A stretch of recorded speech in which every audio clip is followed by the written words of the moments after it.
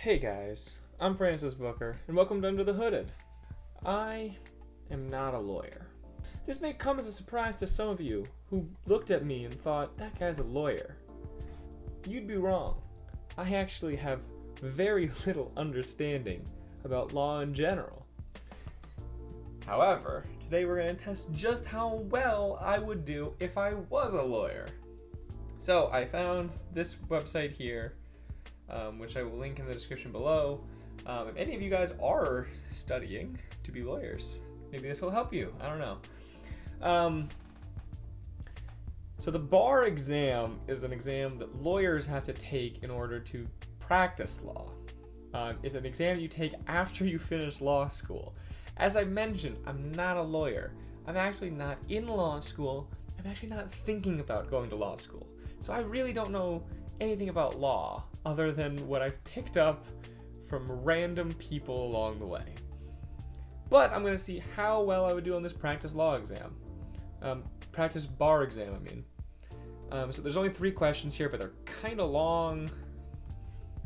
And we're going to see how it goes. All right. Bar exam sample question number 1. I'm already blowing this. I already can't read the question. At a local county jail, 4 trustees, inmates who work at the jail, were working hard all morning and took their normal 15-minute break. The correction officer in charge of the inmates had a rough morning. The CO entered the break room and began to berate them for a poor job performance and being lazy. His verbal reprimand included cursing, insults, and berating the trustees for being the worst kind of slackers. It lasted about 90 seconds but felt much longer to the trustees. As soon as he left, one of the trustees, who was 71 years old and who had never been in jail before, became intensely ill. He was taken to the hospital where he told the doctors he thought he was having a heart attack. The symptoms were very strong: tightening of the chest, pain throughout the body, severe shortness of breath. The man was clearly distraught, crying as he told the doctors about the incident. The doctor ran a number of tests, and after they all came back negative, he reached the conclusion that the trustee had suffered an anxiety attack, not a heart attack. He was advised to get some rest. However, the man remained very upset. He'd always done his best at work as a trustee at the jail, and he was afraid of losing his status as a trustee and all the benefits that it included. He remained anxious but didn't need any follow-up treatment. After being released a month later, he sued the CO and the Department of Corrections for intentional infliction of emotional distress. The defendants filed a motion to dismiss, stating that there was no legal cause of action. Would the judge allow the lawsuit to go forward or dismiss the case? Alright, so whew, that's quite the story. There's a lot of backstory to these. So I guess here are my 4 options. 1, he will dismiss the case because there was no physical assault. A physical assault or a threat of physical harm must accompany harsh words in order to qualify for the tort of intentional infliction of emotional distress. 2, he will dismiss the case. Despite the cursing, insults, and berating of the employee trustee, the tirade only lasted a minute and a half. This could have been considered so extreme and outrageous in a workplace environment, even a jail, that it would justify a cause of action for intentional infliction of emotional distress. What? Oh, this could not have been. Sorry, misread it. 3, he will allow the case to go forward. The cursing and unfounded insults were completely without basis in reality and therefore so outrageous that it was foreseeable that any dedicated employee trustee would be incredibly shaken and harmed by the experience. 4, he will allow the case to go forward. The CEO had no cause for the tirade that emotionally damaged the 71-year-old man. He made untrue accusations and caused damage, which the CEO reasonably should have known could have happened after the reprimand. He acted intentionally and there was a visible cause of action. Interesting. I don't know the law, and I'm realizing now that that's going to make this very difficult.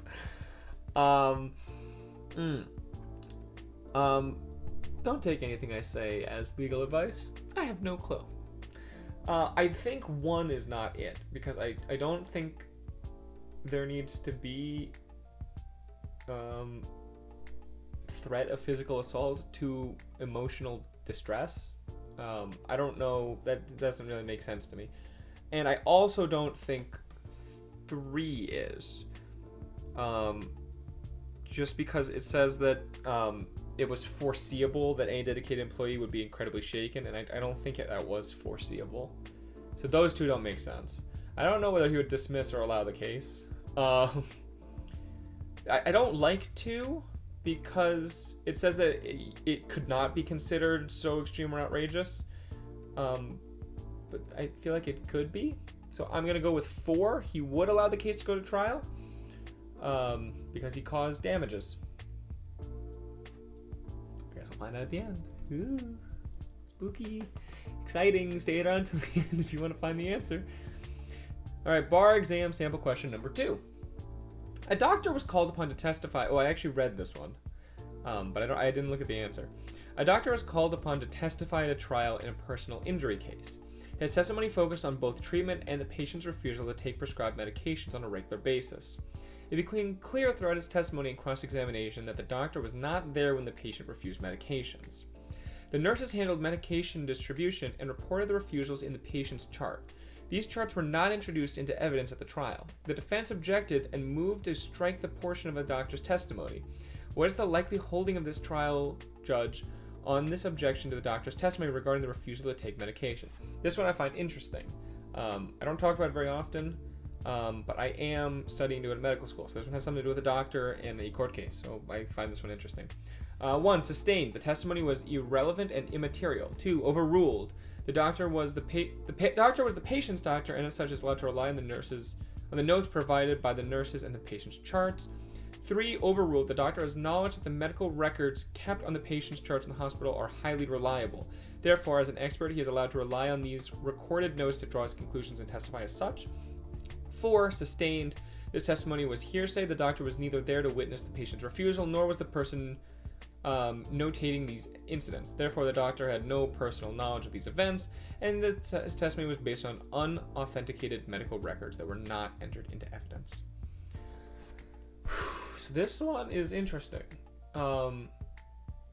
because I'm not exactly sure legally how doctors act. I know like a teeny bit about like the legal status of doctors. Like for example, with EMTs, I could be getting this wrong, so don't quote me on this, but I remember reading this in an EMT textbook a while ago. EMTs are able to do what they do because they are technically working under the supervision of a doctor. Even though the doctor is not physically present there, it's all like under the license of the doctor, and that's why they're able to do all of their ambulance things. I don't know if that's true. I remember reading that though, so I imagine a similar situation is here. So I think it's going to be overruled, because I think the doctor is the guy in charge of the patient in this situation, and not so much the nurse in this situation. I could be totally off base with that though.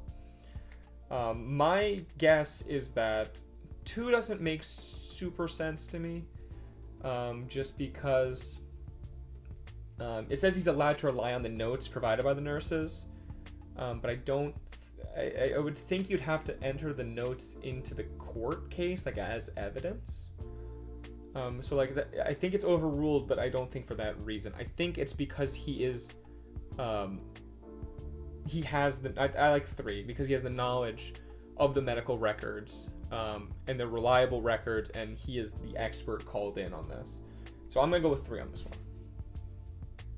So I've gone with 4 and 3. Let's read the last one. Police and firefighters were at the scene of a house fire. As the fire was being handled by the firemen, the police were maintaining the area, making sure that bystanders were far enough away from the blaze to remain safe.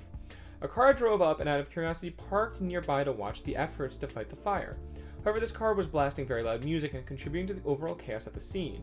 A police officer approached the vehicle and asked the driver to please turn down the music, and the driver complied. During this interaction, the officer noticed a handgun on the passenger's front seat of the car. Although in this state the law allowed carrying a gun, whether it was concealed or not, the officer ordered the driver to exit his vehicle and drew his gun.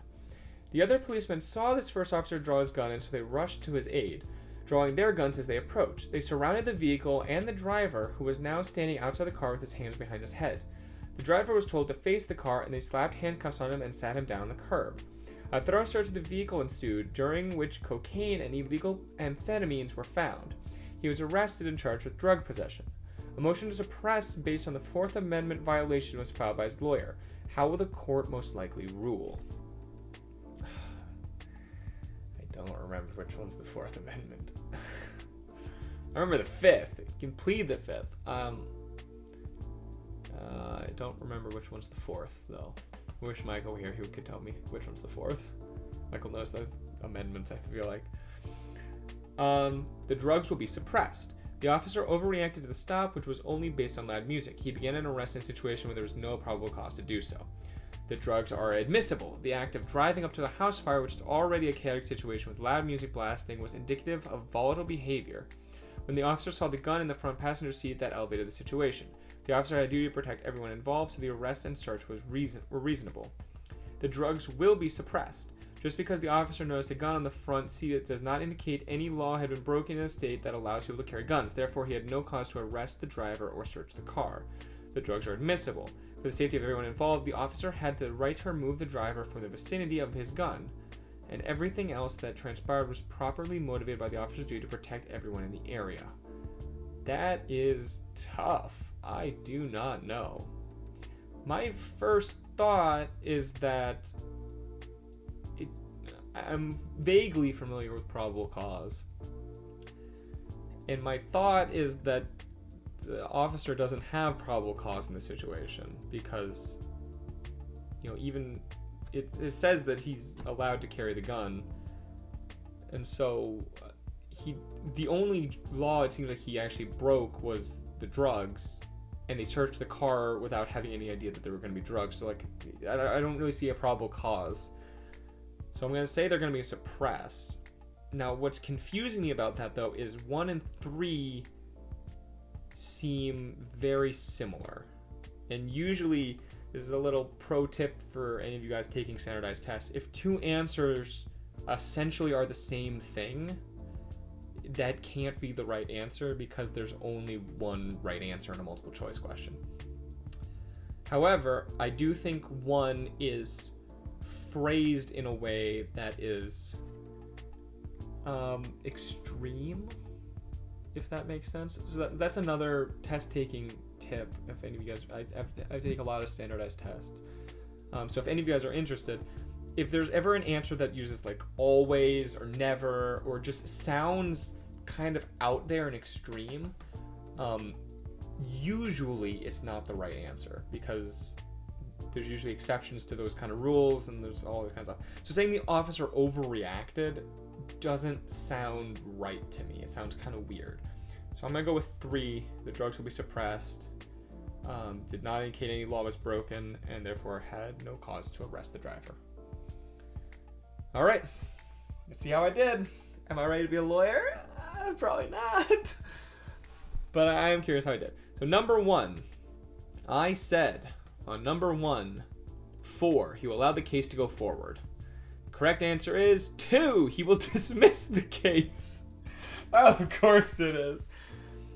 In number 2, he will dismiss the case. Despite the cursing, insults, and berating the employee and trustee, the tirade only lasted 1.5 minutes. This could not have been considered so extreme and outrageous. In a workplace environment, even a jail, that would justify a cause of action for intentional conflict, infliction of emotional distress. Okay, so that's that answer. I was wrong. 0 for 1 so far. Number 2, the doctor one. Oh, here's the explanation further if any of you guys are interested. Number 2, 4 is correct. Sustained. This testimony is hearsay. I was wrong again. Wow, not doing so hot. So the doctor was neither there to witness the patient's refusal, nor was he the person noting these events. Therefore, the doctor has no personal knowledge of these events, and his testimony was based on unauthenticated medical records that were not entered into evidence. All right. Apparently, the doctor is not the expert in this situation. Blowing it so far. All right, I got one last shot on number 3. Here we go. Come on, number 3. The drugs will be suppressed. Number 1 is correct. No. Can I get a half point for that one? I just explained how it's too extreme and I was totally wrong. The drugs will be suppressed. The officer overreacted at the stop, which was only based on loud music. He began an arrest in a situation where there was no probable cause to do so. And here's some more information. And some cases, if anyone's interested. Alright. I got 0 questions right on this practice bar exam. I'm not ready to be a lawyer. Not at all. Don't trust me to defend you in court. I won't do that. Not even gonna offer. But this was interesting. I don't know. It's definitely interesting to see how the law works. Probably should know a little bit more about the law. Not this much. I don't need to be a lawyer. Oh. Man, I'm not doing so hot in the talking area. I'm not ready to be a lawyer, but I had fun doing this. This was actually really interesting. It was cool to learn. With that, though, I've been Francis Booker. I'm not a lawyer. Check out links in the description below. You can check out our website, our Twitter. You can find the link to our book, Stand. You also find the link to this website if you're interested in studying for the bar exam. Probably, if you are, you probably know how to study for the bar exam better than I can tell you. But in case that you want to check this website out, go ahead. Please remember to like, comment, and subscribe, and I'll talk to you guys later. I've been Francis Booker. Bye-bye.